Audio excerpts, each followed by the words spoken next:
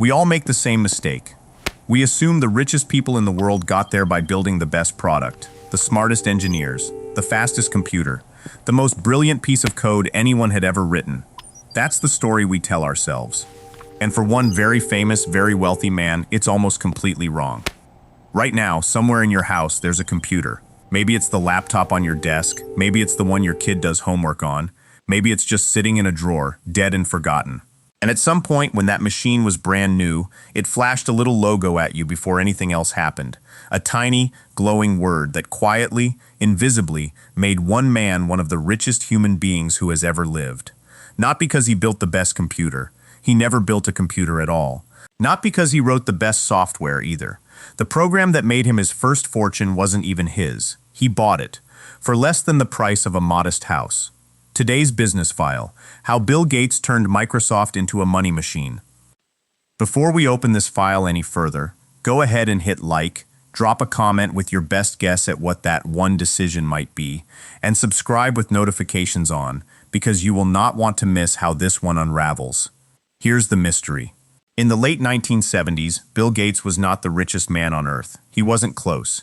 He was a college dropout running a tiny, scrappy company out of Albuquerque, New Mexico, with his childhood friend Paul Allen, selling a programming language to hobbyists who built their own computers in garages.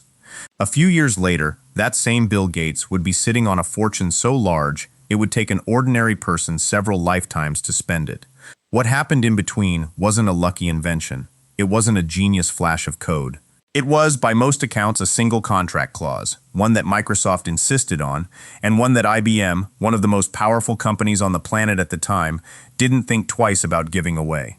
James is holding that same contract in his hands right now, turning it over, squinting at it. And Another even he's case asking, file closed. what could possibly be in a few lines of legal language that's worth billions of dollars? Ready for the next one? Let's go back to the beginning, because this only makes sense once you see where Microsoft actually started.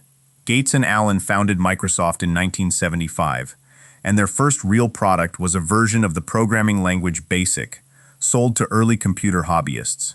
It was useful, it made some money, but Microsoft in the late 1970s was not a giant. It was a small operation, and Gates himself has described the company's early revenue as barely over $1 million a year, a rounding error compared to the tech giants of the era.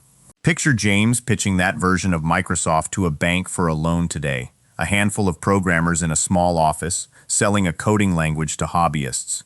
He imagines the loan officer sliding the paperwork back across the desk without even reading it. Gates himself wasn't some outsider stumbling into computers by accident either. He'd been obsessed with programming since he was a teenager, writing code on borrowed computer time years before most of his classmates had ever touched a keyboard. That early obsession is part of why Microsoft existed at all. But obsession and talent only explain how the company survived its first few years. They don't explain how it became one of the most valuable companies on earth. For that, you need the next part of the story, because it hinges on a moment where Microsoft's entire future basically walked in the door by accident. Then, in 1980, something enormous walked through the door. IBM, the single most dominant, most trusted name in computing at the time, had decided to build something completely new for them, a personal computer, small enough and cheap enough for regular offices and eventually regular homes. IBM needed software to run it, and fast, because they were on an unusually tight deadline for a company that size. So IBM went looking for an operating system, the invisible piece of software that lets a computer's hardware and its programs actually talk to each other. And here's your first clue. IBM didn't build that operating system itself. A company as massive and resource-rich as IBM chose, instead, to go shopping for it. Before we go further, if you're the type who likes catching the clues before the reveal, drop a comment with what you think Microsoft actually sold IBM. You might be surprised. IBM's search eventually led them to a small software company. But here's the twist nobody expects. That small software company was not, at that moment, Microsoft. Microsoft's early conversations with IBM were mostly about programming languages, the same kind of product that had built the company in the first place. IBM was also in talks with another software company for the operating system itself. Those talks didn't work out, and when they fell apart, IBM turned back to Gates and Allen and asked a very different question. Could Microsoft provide the operating system too? There was just one small problem. Microsoft didn't have one. Sit with that for a second, because it's the kind of detail that gets glossed over in the legend, but is honestly the funniest part of the whole story. One of the most consequential deals in business history almost didn't happen because the company being asked to deliver the product didn't actually own the product yet. James pictures himself in that meeting, nodding confidently at IBM executives while frantically wondering where on earth he's supposed to find an operating system in the next few weeks. It's the business equivalent of confidently telling a customer, "Of course we have that in stock," then sprinting to the back room to see if that's even remotely true. So Microsoft went shopping of its own. A small company called Seattle Computer Products had built a rough, functional operating system, originally nicknamed SHUDOS, short, rather bluntly, for Quick and Dirty Operating System. Not exactly a name built for a Fortune 500 pitch deck. In late 1980, Microsoft licensed rights to that operating system from Seattle Computer Products for a modest fee. Then, in the summer of 1981, just weeks before IBM's new computer was set to launch, Microsoft went back and bought the entire operating system outright. Full rights, no strings attached, for a total that came to somewhere around $75,000 combined across both deals. For context, that's less than the cost of a nice house in most American cities today.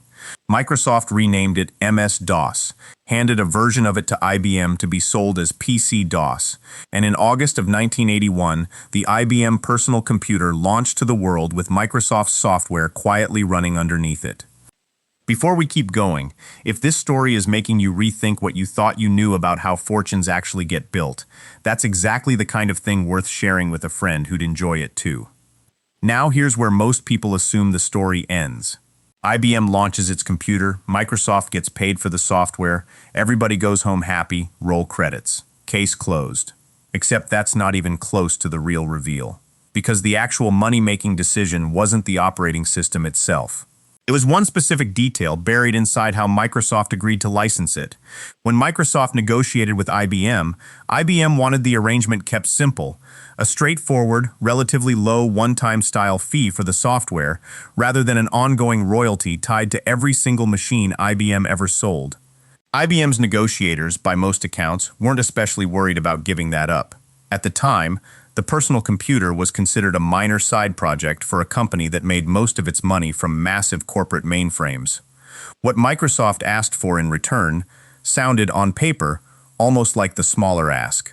Microsoft wanted to keep the rights to license that same operating system to other computer companies too, not just IBM, anyone. IBM agreed. Why wouldn't they? At the time, IBM was the personal computer market. Nobody could compete with IBM's manufacturing, IBM's brand, IBM's retail relationships. Letting a tiny software company also sell the same operating system to hypothetical competitors must have felt about as risky as letting someone sell umbrellas next to your world-famous, 5-star, fully booked restaurant. Sure, go ahead. Good luck finding customers. Here's the clue that changes everything, though, and it's sitting right there in plain sight the whole time. IBM's own hardware wasn't actually protected the way its software was. Other companies could study IBM's publicly available technical specifications and build their own machines designed to run the exact same software IBM's computers ran. Which is precisely what started happening, almost immediately. Companies began building what became known as IBM-compatible computers, machines that looked and worked like an IBM PC, sold at a lower price, built by someone else entirely. And every single one of those machines needed an operating system to actually function. Guess who already had one sitting right there, fully built, fully tested, and legally free to license to absolutely anybody who asked? This is the moment the entire mystery clicks into place. Microsoft wasn't just IBM's software supplier anymore.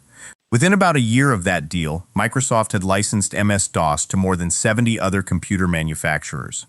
Companies like Compaq built machines that could legally run the same software as an IBM PC, and every single one of those computers, regardless of whose logo was stamped on the case, generated a payment back to Microsoft.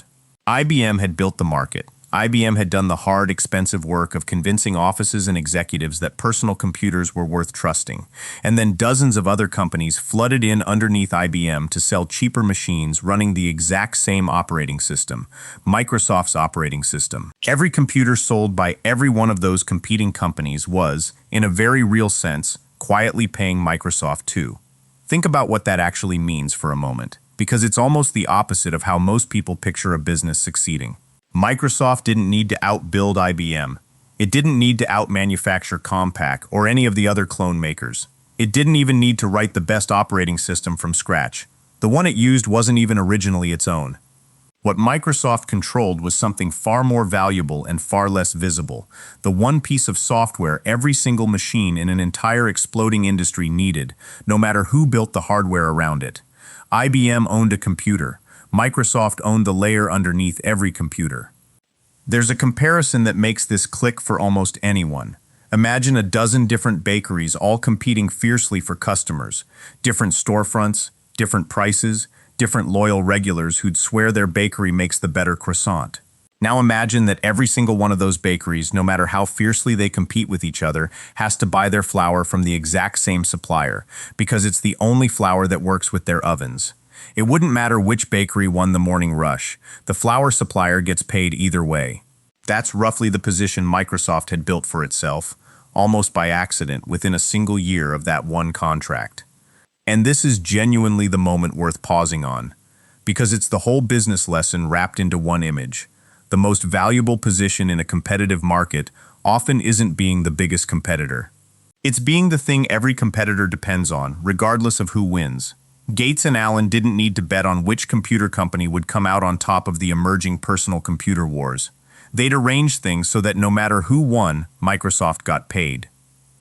That single instinct, to hold on to rights rather than trade them away for a bigger upfront number, became one of the foundational habits of how Microsoft operated for decades afterward, long after MS-DOS itself faded into computing history and Windows took its place running underneath machines all over the world.